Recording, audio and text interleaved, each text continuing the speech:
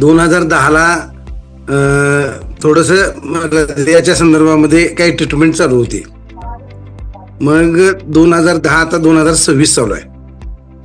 मग ती एक गोळी चालू आहे मला गेली 3 वर्षे.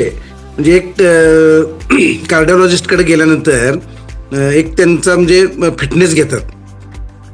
मग त्याच्यामध्ये ट्रेडमिल टेस्ट असते, त्याच्यानंतर 2D इको असतो आणि कार्डिओग्राम वगैरे असे ते एकत्र घेत असतात. गेली 3 वर्षे मी ते आणि मग मुद्दामून मी त्या दिवशी सुट्टी होती आणि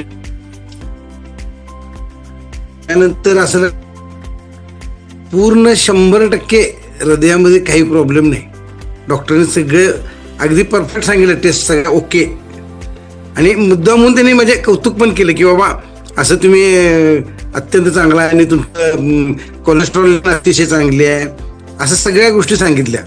आणि अगदी म्हणजे त्याच छान वाटतं मला. म्हणजे ग्रॅटिट्यूडमध्ये राहिल्यानंतर काय घडतंय किंवा आपण हेल्थसाठी ग्रॅटिट्यूड देतोय, पुन्हा करतोय आणि त्याचे परिणाम किती वेगळ्या पद्धतीने असू शकतात.